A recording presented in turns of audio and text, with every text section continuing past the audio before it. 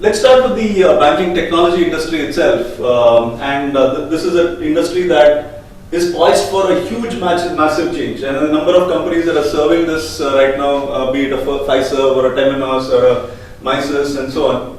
The banking technology industry today is built around the collection of data and the storage of data, internal data. Right? So if you see the banking technology industry, it's built around a number of modules,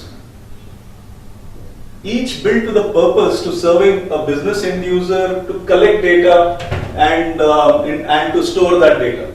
So each one of these modules collects data and stores that data.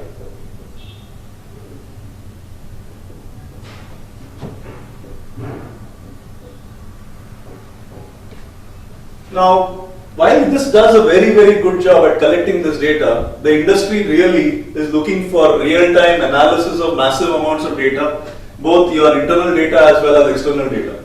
And there is a very, very good reason why this demand is peaked, right, for real-time analysis of data. Now, what we predicated was this model would transform rapidly into a more data-oriented, analysis-oriented architecture, and everything around the banking technology world would change. So, in the systems that banks would really value would have data and the ability to analyze data at its center.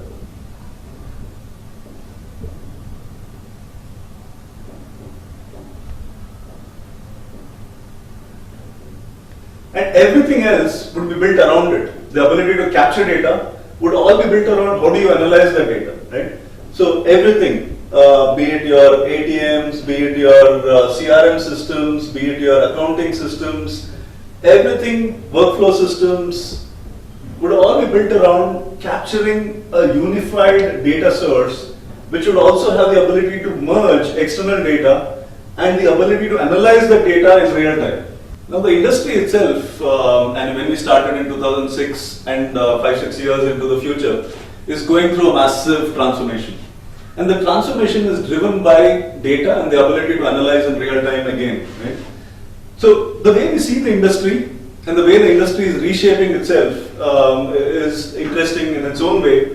There are a number of nodes that are forming, and these are all uniform, profit maximizing, decision making kind of nodes, and these are infinite nodes, right?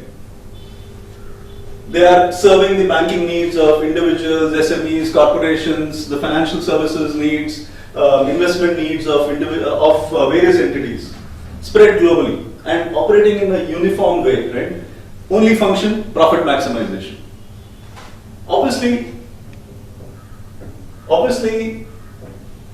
the profit maximization thesis is fraught with risk, and there are these control units that have emerged, which are controlling the motor functions of these nodes, right?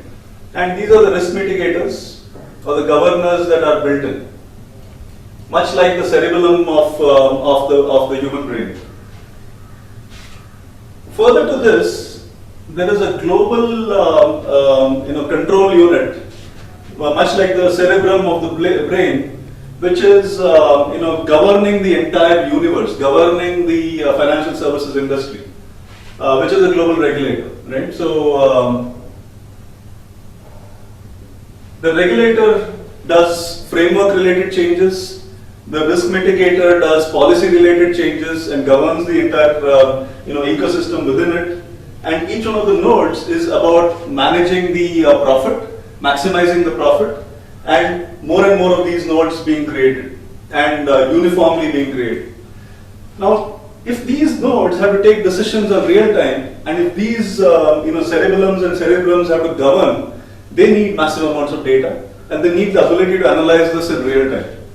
So, data plus real time analysis